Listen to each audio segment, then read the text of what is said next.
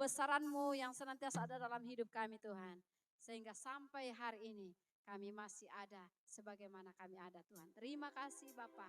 Kami akan terus masuk dalam hadirat-Mu, menikmati Tuhan akan hadirat-Mu. Dan kami tahu waktu kami duduk diam di hadirat-Mu, kuasa-Mu yang akan tercurah bagi setiap kami Tuhan. Terima kasih. Haleluya. Ini kami Tuhan, kami datang kepadamu. Bapakku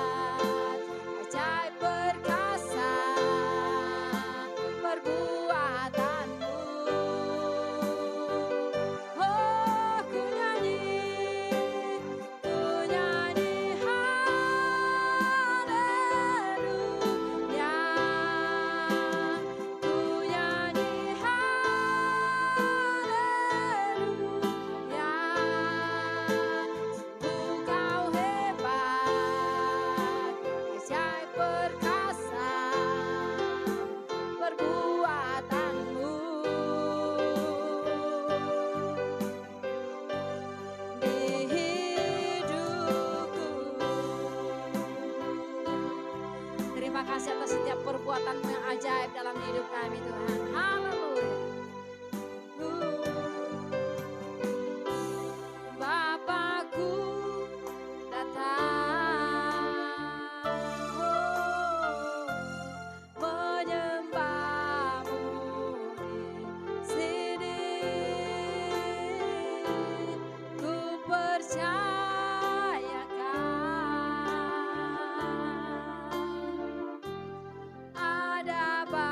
bagiku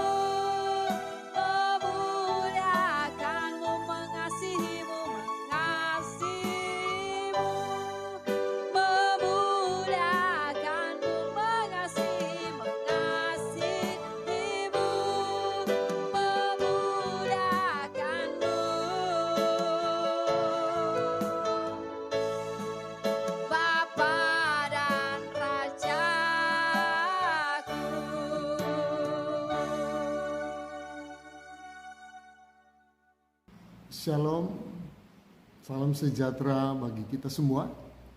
Dan saat ini kita akan menikmati bagian dari firman Tuhan yang merupakan kekuatan dan penguat iman bagi orang percaya melalui firman-Nya. Dan kita akan bersama-sama bersyukur dan berdoa. Kita berdoa. Bapa di surga, saat ini kami akan menikmati kebenaran firman-Mu, kebenaran yang hidup, kebenaran yang kudus, kebenaran yang memerdekakan kami, kebenaran yang membangkitkan iman percaya kami. Kami siap untuk mendengarkan kebenaran di dalam pengurapan kuasa-Mu yang melawat dan memulihkan kami semua. Dengan mengucap syukur di dalam nama Tuhan Yesus Kristus. Haleluya. Amin. Bapak Ibu pendengar dimanapun kita berada dalam ibadah online saat ini, kita akan sama-sama mendengarkan satu bagian dari firman Tuhan.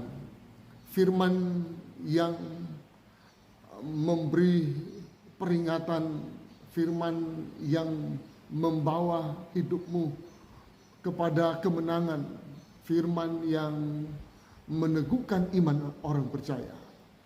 Kita akan sama-sama melihat di dalam firman Tuhan, di dalam kitab Efesus pasal yang ke-6, di dalam kitab Efesus pasal 6 ayat 16 berkata begini.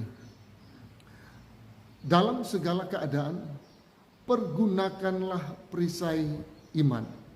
Sebab dengan perisai itu, kamu akan dapat memadamkan semua panah api si jahat. Saat ini saya akan membawa saudara kepada sebuah kebenaran yang menjelaskan tentang panah api si jahat. Dalam Efesus pasal 6 menceritakan tentang perangkap-perangkap yang ada di dalam firman Tuhan. Perangkat rohani yang disampaikan adalah suatu persiapan atau hal-hal yang harus kita miliki. Dan dalam situasi dan keadaan, dalam pasal 6 kitab Efesus mengungkapkan satu hal dan memperingatkan kita tentang situasi dan kondisi yang mungkin saja bersifat darurat. Alkitab berkata dalam segala keadaan, dalam keadaan tenang atau keadaan susah, dalam keadaan apapun, Alkitab berkata pergunakan perisai iman. Dengan perisai yang kamu dapat, yang kita gunakan, maka kita akan dapat memadamkan panah api si jahat. Ada banyak hal yang dilakukan oleh si jahat dalam hidup kita. Baik itu menyantet, memantrai, mengguna-guna, menyihir orang percaya dan sebagainya. Dan satu hal yang dia lakukan kepada orang percaya adalah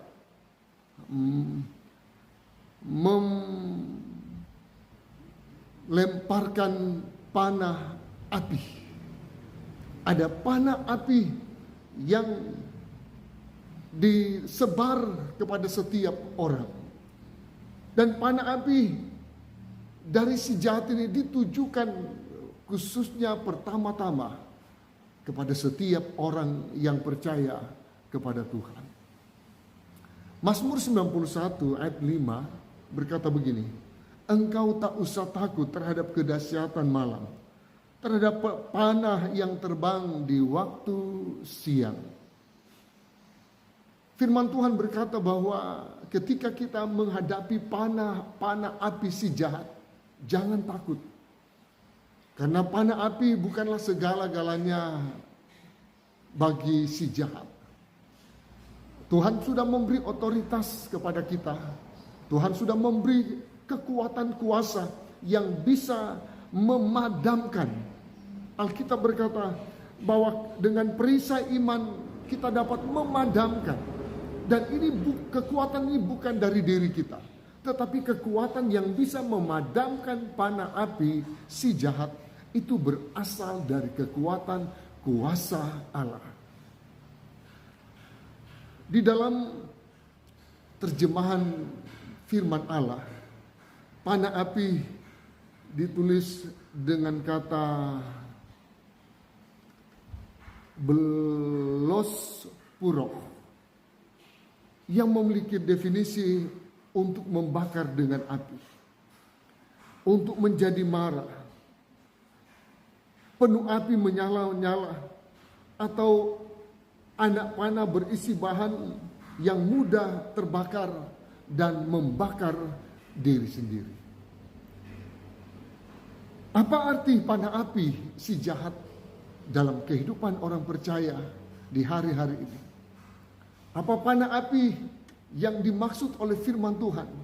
Apakah panah yang dipakai oleh orang-orang yang memanah burung, memanah apapun itu yang digunakan oleh orang-orang pedalaman yang menggunakan panah?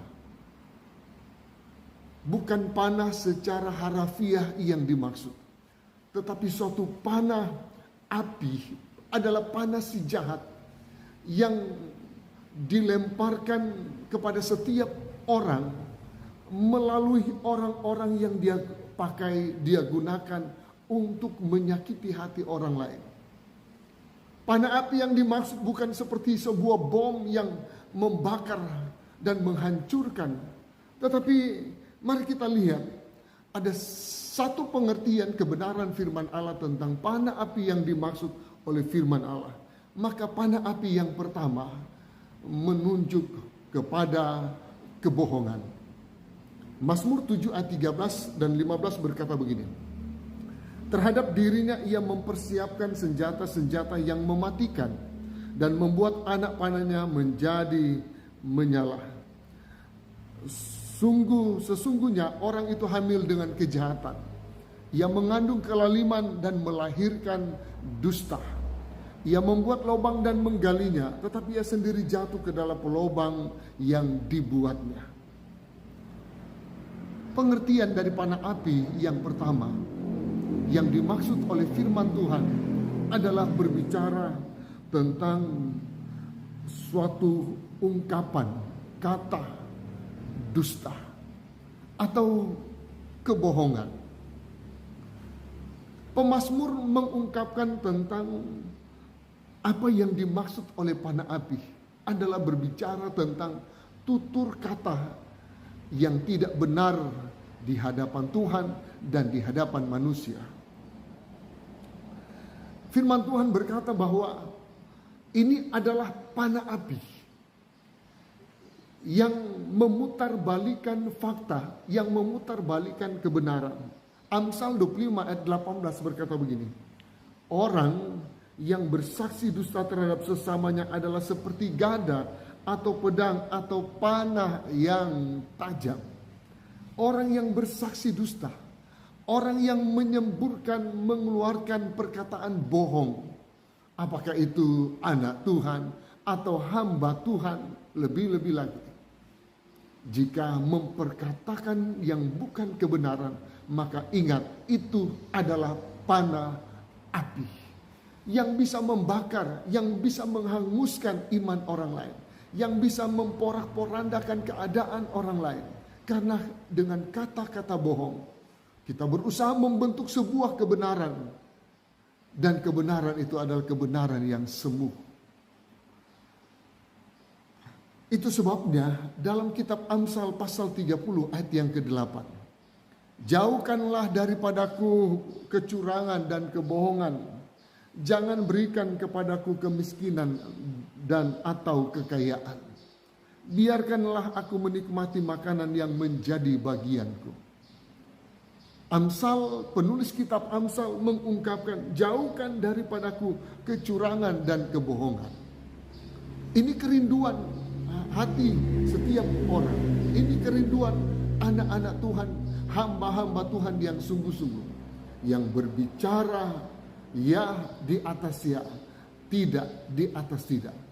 Maka ketika kita keluar dari konteks kebenaran, maka itu menjadi panah api. Engkau sedang menggunakan sesuatu yang bukan dari Tuhan. Panah api itu bukan punya kita, tapi Alkitab berkata panah api adalah dari si jahat. Camkan itu, saudara-saudara. Ketika kita menggunakan panah api, maka kita akan berusaha membakar orang lain dengan kata-kata yang tidak benar.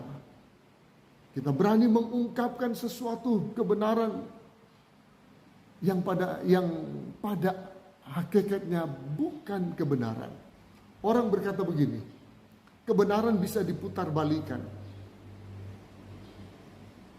Yang putih bisa dibikin hitam. Tetapi ingat, kebenaran itu adalah sifat ilahi. Karena Alkitab berkata bahwa Allah itu adalah kebenaran. Tuhan adalah kebenaran. Dia adalah jalan dan hidup dan kebenaran. Sekalipun orang memutarbalikan keadaan kebenaran, dia tetap kebenaran. Ketika saudara punya cincin emas ataupun apapun itu namanya, dan saudara buang itu ke lumpur, ketika berada di lumpur, dia tetap emas, saudara-saudara. Dia tidak menjadi lumpur, tetapi dia tetap emas di dalam lumpur, karena hakikatnya emas yang murni. Demikian dengan hidup kita sebagai orang percaya. Kita tetap menjadi emas kebenaran yang memperkatakan kebenaran dan bukan kebohongan sebagai suatu panah api dari si jahat. Hal yang kedua yang dimaksud oleh firman Tuhan tentang panah api si jahat adalah ucapan yang menyakiti hati orang lain. Yang dimaksud dengan panah api si jahat adalah perkataan yang menyakiti hati. Menyakiti hati orang lain. Pemazmur 64 ayat 2 dan 3 berkata begini. Sembunyikanlah aku terhadap persepakatan orang jahat, terhadap kerusuhan orang-orang yang melakukan kejahatan, yang menajamkan lidahnya seperti pedang, yang membidik kata yang pahit seperti panah. Pemazmur mengungkapkan ada satu kerinduan. Sembunyikanlah dari persepakatan, perkumpulan dari orang-orang yang jahat atau orang-orang yang ingin melakukan kerusuhan, yang menajamkan lidahnya seperti pedang, yang membidik kata yang pahit seperti panah. Pemazmur berusaha minta kepada Tuhan, sembunyikan dia dari lidah-lidah yang tajam seperti pedang, dari kata-kata yang pahit seperti panah api. Dan ini bicara dari perkataan-perkataan orang yang menyakiti hati orang lain. Kita dipilih, dipanggil oleh Tuhan, bukan ditentukan untuk menjatuhkan, melemahkan orang lain. Tetapi kita dipanggil dan dipilih untuk saling membangun, memotivasi, untuk saling membuat orang menjadi kuat dan bukan menjadi lemah. Camkanlah saudara-saudara, ketika kita mengungkapkan ucapan, perkataan yang menyakiti hati orang lain, maka itu adalah panah api dari si jahat. Apakah Tuhan menghendaki hidupmu menyakiti orang lain? Tidak. Sifat Tuhan ketika orang sakit, dia sembuhkan. Ketika dia lemah, Tuhan kuatkan. Ketika dia butuh penghiburan, Tuhan berikan penghiburan dan penguatan. Bukan melemahkan atau menjatuhkan, terlebih menghancurkan dengan kata-kata mulutmu yang kotor. Jangan ada ucapan yang menyakiti hati orang lain, karena itu adalah bagian dari panah api yang sedang engkau ambil. Itu bukan punyamu, itu bukan punya kita, itu bukan punya Tuhan, tetapi milik dari si jahat yang sedang kita gunakan untuk meremukkan keadaan iman rohani orang lain. Pengkhotbah berkata begini, dalam Pengkhotbah pasal 10 ayat yang ke 20 berkata begini, dalam pikiran pun janganlah engkau mengutuki raja, dan dalam kamar tidur janganlah engkau mengutuki orang kaya, karena burung di udara mungkin akan menyampaikan ucapanmu, dan segala yang bersayap dapat menyampaikan apa yang kau ucapkan. Apa yang kita pikirkan, apa yang kita perkatakan di dalam hati kepada orang lain, apa yang kita ungkapkan kepada sesama melalui hati kita, melalui apapun itu, maka percayalah saudara-saudara, firman Tuhan berkata, dalam pikiran pun jangan engkau mengutuki raja, atau dalam ucapanmu. Oleh sebab apa? Mungkin burung akan menyampaikan kepada orang yang sedang kita sakiti, yang sedang kita kutuki, yang sedang kita maki-maki. Bahkan firman Tuhan berkata, mungkin segala yang bersayap yang ada di sekitarmu akan menjadi media untuk meneruskan pesan hatimu yang tidak tersampaikan itu. Hati-hati saudara-saudara. Dalam hati kita pun akan terkoneksi dengan orang lain. Apa yang ada dalam hati kita, apa yang ada dalam diri kita, bagi orang lain, percaya bahwa Tuhan membukakan segala sesuatu dengan cara yang tidak pernah kita pikirkan. Tetapi yang terpenting bagi kita, Alkitab berkata bahwa jangan pernah menggunakan panah api si jahat, yaitu menyakiti hati orang lain dengan perkataan kita. Yang ketiga, yang dimaksud dengan panah api si jahat adalah berbicara tentang jerat hawa nafsu. Amsal 7 ayat 22 dan 23 begini. Maka tiba-tiba orang muda itu mengikuti dia seperti lembu yang dibawa ke pejagalan, dan seperti orang bodoh yang terbelenggu untuk dihukum, sampai anak panah menembus hatinya, seperti burung dengan cepat menuju perangkap, dengan tidak sadar bahwa hidupnya terancam. Ada satu hal yang diungkapkan oleh firman Tuhan tentang panah api si jahat, yaitu tentang jerat orang-orang yang terjebak dengan hawa nafsu kedagingan. Digambarkan ada seorang muda yang mengikuti orang perempuan tersebut.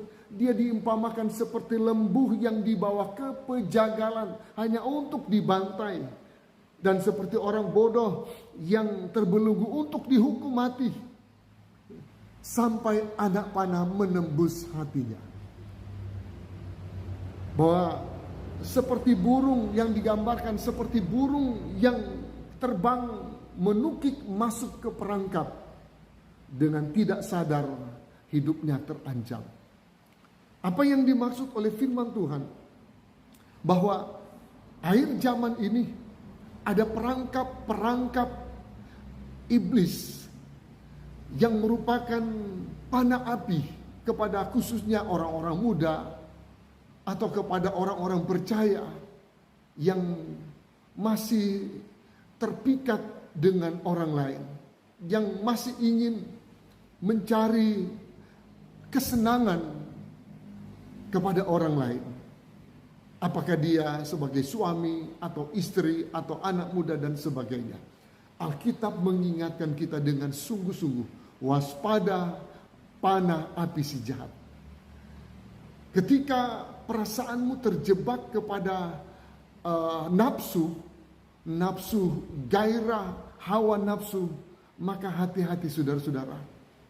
Engkau sedang terjebak dan berada di dalam jerat panah api si jahat. Panah api ini adalah hawa nafsu yang dibangkitkan oleh si jahat, supaya engkau melakukan sesuatu yang bukan dari dalam dirimu. Banyak yang diungkapkan oleh firman Tuhan. Dalam 2 Petrus pasal 2 ayat 2 berkata begini. Banyak orang akan mengikuti cara hidup mereka yang dikuasai hawa nafsu, dan karena mereka jalan kebenaran akan dihujat. Tuhan mengingatkan kita. Ada banyak orang yang akan mengikuti jalan hawa nafsu. Ada banyak orang yang akan mengikuti keinginan daging. Tetapi apa yang Tuhan cari kepada kita sebagai orang percaya? Apa yang Tuhan cari dalam hidupmu? Galatia pasal 5 ayat 24 berkata begini. Barang siapa menjadi milik Kristus Yesus, ia telah menyalibkan daging dengan segala hawa nafsu dan keinginannya. Yang Tuhan cari dalam diri kita bukan memiliki, menikmati, mengambil panah api si jahat, yaitu hawa nafsu. Tetapi yang Tuhan cari dalam diri kita adalah salibkan hawa nafsu. Salibkan saudara-saudara. Mengapa kita perlu menyalibkan? Karena hawa nafsu adalah salah satu perangkap dari si jahat. Dan itu adalah panah api yang bisa menghancurkan dan membakar hidupmu. Kalau engkau sudah berkeluarga dan terjerat dengan hawa nafsu dan masuk perangkap panah api si jahat, maka pertimbangkanlah rumah tanggamu. Pertimbangkan keluargamu, ada istri, anak-anakmu. Tetapi ketika engkau terjerat di dalam hawa nafsu sebagai panah api si jahat, maka ini adalah awal kehancuran. Ini adalah awal kehancuran rumah tanggamu, kehancuran rohanimu, kehancuran apapun, bahkan terhadap iman. Firman Tuhan berkata, salibkan itu. Barang siapa yang sudah menjadi milik Kristus, ia harus menyalibkan daging. Hal yang keempat yang dimaksud oleh hawa nafsu atau panah api maksudnya, yang dimaksud oleh panah api si jahat, yang keempat adalah suka mencampuri urusan orang lain.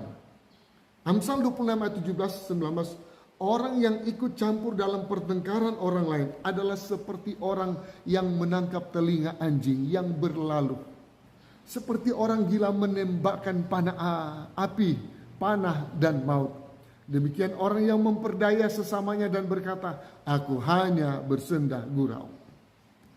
Ada orang-orang seperti ini saudara-saudara, yang suka ikut campur nimbrung dengan masalah tetangga, masalah orang lain, masalah suami, masalah istri orang, masalah kepemilikan orang, dicampuri oleh orang-orang yang tidak bertanggung jawab. Dan kemudian mereka berkata seperti kata firman Tuhan tadi. Dia berkata, ketika dia ikut campur, dia akhiri dengan perkataan, aku hanya bersenda gurau. Kita cuma baku seduh. Itu sesuatu hal yang terjadi di sekitar kita. Ketika ada orang yang usil dengan apa yang ada pada kita. Kemudian mereka berkata, saya cuma baku seduh.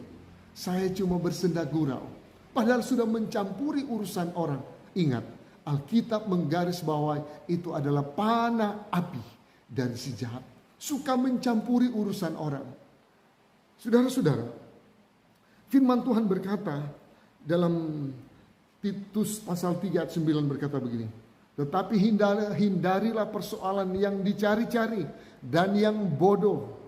Persoalan silsilah, percekcokan dan pertengkaran mengenai hukum Taurat, karena semua itu tidak berguna dan sia-sia belaka.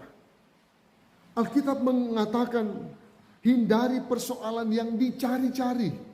Tidak pantas kita sebagai orang percaya, sebagai anak Tuhan ikut mencampuri urusan orang jika kita tidak punya kewenangan. Orang yang suka mencampuri orang lain, urusan orang lain itu hanyalah penegak hukum, bukan kita. Tuhan melarang dalam batasan-batasan ini ketika kita mencampuri urusan orang, mencampuri urusan rumah tangga, membicarakan hal-hal yang tidak penting. Tetangga yang beli kulkas, kita yang kedinginan. Tetangga yang beli motor, kita yang gaspol. Tetangga yang beli kompor, kita yang panas. Dan itu terjadi di sekitar kita, saudara-saudara. Kita perlu memahami batasan-batasan kita sebagai orang percaya. Alkitab mengatakan hindari persoalan yang dicari-cari. Karena ada orang yang tidak tenang di rumah kalau tidak bergosip tentang orang lain. Sedikit-sedikit menelepon, WA, mencari tahu urusan orang. Kemudian membuat status di Facebook, di WA. Mengungkapkan kelemahan seolah-olah ada sesuatu.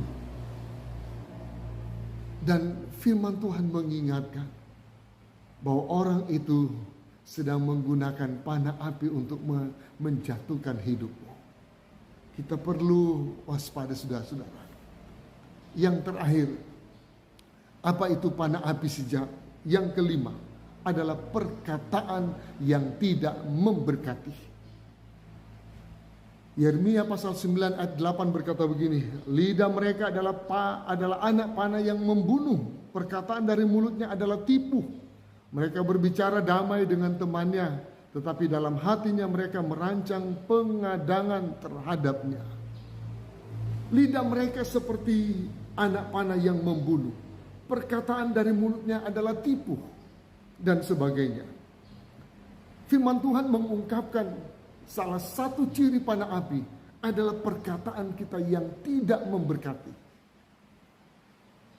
Firman Tuhan berkata, siapa yang mau mencintai hidup dan mau melihat hari-hari baik, ia harus menjaga lidahnya terhadap yang jahat dan bibirnya terhadap ucapan-ucapan yang menipu. Kehidupan kita sebagai orang percaya, kita harus menjaga perkataan. Jangan ada perkataan yang keluar dari dalam hidupmu, dari dalam mulutmu. Dan perkataan itu adalah perkataan yang hambar, perkataan yang tidak memberkati. Siapa yang mau mencintai hidup dan melihat hari-hari yang baik, ia harus menjaga lidahnya dari ucapan-ucapan yang tidak memberkati. Apa yang terjadi kepada orang yang menyalakan panah api? Orang-orang yang menggunakan panah api. Alkitab berkata, dalam Mazmur 50 ayat 11, mereka semua akan mengalami siksaan. Mereka akan mengalami yang namanya murka Tuhan. Karena mereka adalah orang percaya. Mungkin hamba Tuhan, anak Tuhan, pendeta dan sebagainya. Yang menggunakan panah api untuk menjatuhkan orang lain. Untuk membuat orang hidup di dalam penderitaan dan sebagainya. Tuhan mengajar kita bahwa ketika kita menghadapi serangan panah api dari si jahat, Alkitab berkata, pergunakanlah perisai iman. Ada iman yang ada dalam hidupmu, iman yang kuat, iman yang teguh. Pergunakan itu, saudara-saudara. Kita punya iman, kita percaya kuasa firman itu hidup dan berkuasa. Gunakan iman yang ada di dalam hatimu untuk menangkal semua dengan iman. Maka panah api akan dapat dipadamkan. Dengan keyakinan kita kepada firman Allah, gunakan perkataan yang menghancurkan panah api. Dengan iman kita perkatakan, gunakan kekuatan imanmu melalui doa, gunakan kekuatan firmanmu melalui memperkatakan firman, menghancurkan panah-panah api si jahat. Supaya kita terbebas dari berbagai-bagai hal yang terjadi di dalam hidup ini. Dan kita setiap hari akan mengalami dan melihat kemenangan demi kemenangan yang Tuhan berikan. Karena ada panah api yang dipadamkan oleh iman orang percaya. Tuhan Yesus memberkati kita semua. Haleluya. Puji Tuhan. Kita berdoa. Kami bersyukur kepadamu Tuhan pada saat ini. Kami boleh mendengarkan bagian dari firman-Mu, firman yang mengajar kami untuk memiliki perisai iman, untuk dapat memadamkan panah api si jahat. Dan Tuhan kuatkan iman kami, bahkan pertambah-tambahkan iman anak-anak-Mu. Kalau saat ini mereka sedang menghadapi serangan panah api si jahat, hamba-Mu berdoa, Tuhan patahkan semua itu dengan darah-Mu yang kudus di dalam nama Tuhan Yesus. Tuhan perlihatkan kemuliaan-Mu, Tuhan bawa mereka mengalami kemenangan. Apapun yang sedang dihadapi oleh anak-anak-Mu, bahkan pendengar saat ini. Ketika mereka sakit, mereka dijamah, dipulihkan dan disembuhkan. Ketika mereka lemah, Tuhan beri kekuatan. Ketika mereka sedang menghadapi peperangan iman, Tuhan beri kemenangan. Dan Tuhan terus berkati sehingga segala sesuatu berjalan dengan baik. Terima kasih Tuhan. Berkati ministry LOB yang menyelenggarakan ibadah online. Pakai dan tetap menjadi berkat. Akan ada banyak orang yang dikuatkan dan diteguhkan melalui pelayanan mereka. Tuhan berkati pengurus-pengurus LOB yang ada Tuhan. Tuhan berkati usaha dan pekerjaan mereka. Tuhan berkati rumah tangga mereka. Tuhan berkati pelayanan-pelayanan mereka. Tuhan berkati kami semua yang menikmati dan mendengarkan kebenaran-Mu hari ini. Bagimulah pujian, hormat dan kemuliaan sampai selama-lamanya. Mengucap syukur buat firman-Mu. Di dalam nama Tuhan Yesus Kristus kami berdoa. Haleluya. Amin, amin. Tuhan Yesus memberkati.